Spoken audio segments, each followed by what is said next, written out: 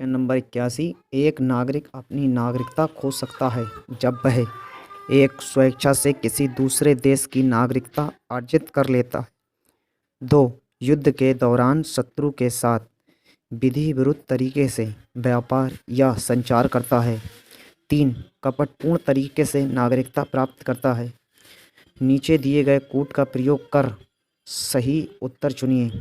Option A केवल एक और दो, ऑप्शन बी केवल एक और तीन, ऑप्शन सी केवल दो और तीन, ऑप्शन डी एक दो तीन। तो इसका आंसर ऑप्शन डी एक दो तीनों ही नागरिकता अधिनियम 1955 में ये बात कही गई है। आप उसको देख सकते हैं अनुच्छेद 5 से 11 भाग 2 में, इसको आप डिटेल से देख सकते हैं। अनुच्छेद कितना है? अनुच्छेद 5 से लेकर 11 तक। संविधान का भाग कौन सा है? ये भाग दूसरा है, सेकंड भाग। Question number 82। तख्त यानी कि सिंहासन सिखों के लिए अस्थायी प्राधिकार का स्थान है। इस संदर्भ में निम्नलिखित कथनों पर विचार कीजिए। एक, वर्तमान में सिख 5 स्थानों को तख्त के रूप में मान्यता देते हैं जो कि पंजाब में स्थित हैं। 2, 4 तख्त गुरु गोविंद सिंह से संबद्ध है। 3, श्रोमणी गुरुद्वारा प्रबंधन कमेटी सभी तख्तों के लिए जत्थेदारों की नियुक्ति करती है। उपर्युक्त कथनों में से कौन सा यह से सही है या है? ऑप्शन ए केवल 2, ऑप्शन बी केवल 2 और 3, ऑप्शन सी केवल 1 और 3, ऑप्शन डी 1 2 3। इसका आंसर ऑप्शन ए केवल 2 यानी कि चौथा जो तख्त है वो गुरु गोविंद सिंह से संबंध है। और वर्तमान में 5 तो हैं लेकिन 3 पंजाब से हैं, तख्त के रूप में मान्यता देते हैं जो कि पंजाब में स्थित हैं, और एक पटना में है और एक महाराष्ट्र में है। पटना में पटना साहिब और महाराष्ट्र में एक है। और अकाल तख्त सबसे प्राचीन है।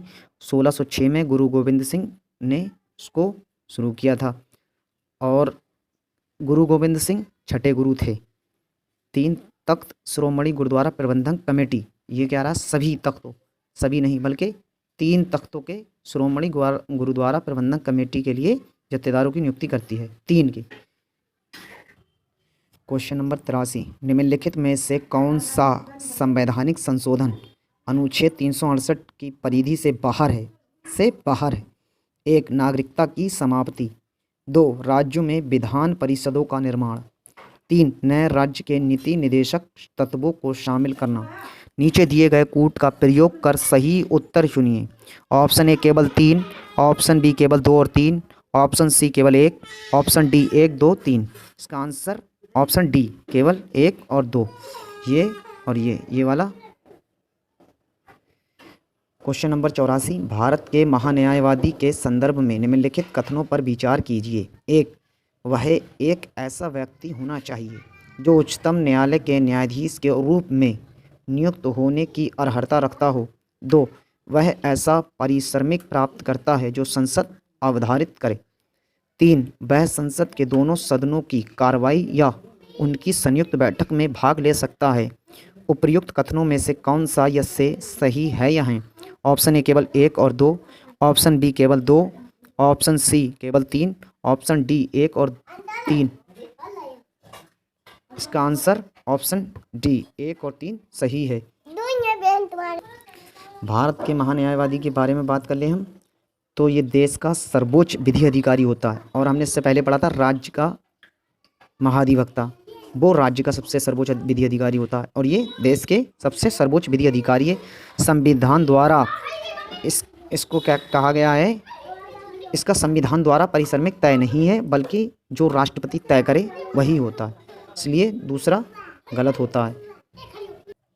Question number 85। निम्नलिखित में से कौन वाक और अभिव्यक्ति की स्वतंत्रता यानी कि अनुच्छेद 19 का क्लॉज 2 के प्रयोग पर संविधान द्वारा उपबंधित किए गए युक्तियुक्त निर्बंध के अंतर्गत आ सकेंगे? 1, गुप्तचर अधिकारी द्वारा गोपनीय सामग्री को प्रकट करना। 2, हथियार उठाने के लिए भाषण देना। 3, भाषण जो लोकसभा में सरकार की स्थिरता को बाधित कर सकता है। 4, न्यायालय की अवमानना। नीचे दिए गए कूट का प्रयोग कर सही उत्तर चुनिए।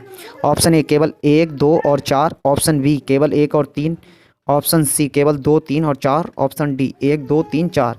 इसका आंसर ऑप्शन ए 1, 2 और 4। इसका 85 का आंसर ऑप्शन ए। 86 निम्नलिखित में से कौन सा से निदेशक सिद्धांत गांधीवादी सिद्धांतों पर आधारित हैं? 1. समान न्याय को बढ़ावा देना और निर्धनों को निःशुल्क विधिक सहायता प्रदान करना। 2. लोगों के पोषण स्तर और जीवन स्तर को ऊपर उठाना और लोक स्वास्थ्य में सुधार करना। 3. ग्राम पंचायतों का संगठन करना और उन्हें स्वशासन की इकाइयों के रूप में कार्य करने में सक्षम बनाने के लिए आवश्यक शक्तियों और प्राधिकार प्रदान करना। नीचे दिए गए कूट का प्रयोग कर सही उत्तर चुनिए। ऑप्शन ए केवल 2, ऑप्शन बी केवल 3, ऑप्शन सी केवल 2 और 3, ऑप्शन डी 1, 2, 3। इसका आंसर ऑप्शन बी केवल 3। ये दोनों गांधीवादी से नहीं बल्कि समाजवाद से संबंध हैं। 87 निवारक निरोध कानून के तहत हिरासत में लिए गए व्यक्ति के पास संविधान के अंतर्गत मौलिक अधिकार के रूप में निम्नलिखित में से कौन सा से संरक्षण उपलब्ध है या हैं? 1. निरुद्ध किए गए व्यक्ति को निरोध के आधारों के बारे में सूचित किया जाना चाहिए भले ही वह जनहित के विरुद्ध हो। 2. निरुद्ध किए गए व्यक्ति को 24 घंटे के बाद रिहा कर दिया जाना चाहिए जब तक कि सिटी मजिस्ट्रेट आगे के निरोध को प्राधिकृत नहीं करता है। 3. निरोध किए गए व्यक्ति को निरोध आदेश के विरुद्ध अभ्यवेदन देने का अवसर दिया जाना चाहिए। नीचे दिए गए कूट का प्रयोग कर सही उत्तर चुनिए। ऑप्शन ए केवल 3, ऑप्शन बी केवल 2 और 3, ऑप्शन सी केवल 2, ऑप्शन डी 1 और 3। तो 87 का आंसर ऑप्शन ए केवल 3 सही है और ये दोनों गलत हैं। जनहित के विरुद्ध नहीं होना चाहिए, यहाँ तक तो सही है, भले ही वह जनहित के विरुद्ध हो, ऐसा नहीं है, जनहित के विरुद्ध नहीं होना चाहिए बल्कि। और ये दूसरा भी गलत है, तीसरा सही है, इसलिए ऑप्शन ए सही है। क्वेश्चन नंबर 88 निम्नलिखित कथनों पर विचार कीजिए। 1. किसी राज्य में राष्ट्रपति शासन को रद्द करने के लिए संसदीय स्वीकृति की आवश्यकता होती है। 2. 1978 के 44वें संशोधन अधिनियम ने राष्ट्रपति शासन की घोषणा करने की संसद की शक्ति को सीमित कर दिया है। उपर्युक्त कथनों में से कौन सा से सही है या हैं? ऑप्शन ए केवल 1, ऑप्शन बी केवल 2, ऑप्शन सी 1 और 2 दोनों, ऑप्शन डी ना तो 1 ना ही 2। इसका आंसर ऑप्शन बी केवल 2 सही है, पहला गलत है, इसलिए ऑप्शन बी केवल 2 सही है। क्वेश्चन नंबर 89 संविधान सभा के संदर्भ में निम्नलिखित कथनों पर विचार कीजिए। 1. ये पूरी तरह संप्रभु निकाय थी। 2. ये ब्रिटिश संसद द्वारा भारत के संबंध में बनाए किसी भी कानून को निरस्त कर सकती थी या बदल सकती थी। 3. रियासतें कभी भी विधानसभा में शामिल नहीं हुईं। उपर्युक्त कथनों में से कौन सा से सही है या हैं? ऑप्शन ए केवल 1 और 2, ऑप्शन बी केवल 1 और 3, ऑप्शन सी केवल 2 और 3, ऑप्शन डी 1, 2, 3। इसका आंसर ऑप्शन ए केवल 1 और 2 यही संविधान सभा के बारे में सही कथन है और ये गलत है। विधानसभा में रियासतें कभी भी नहीं बल्कि धीरे धीरे करके शामिल हो गई थी, इसलिए ये कभी नहीं तो ये गलत हुआ।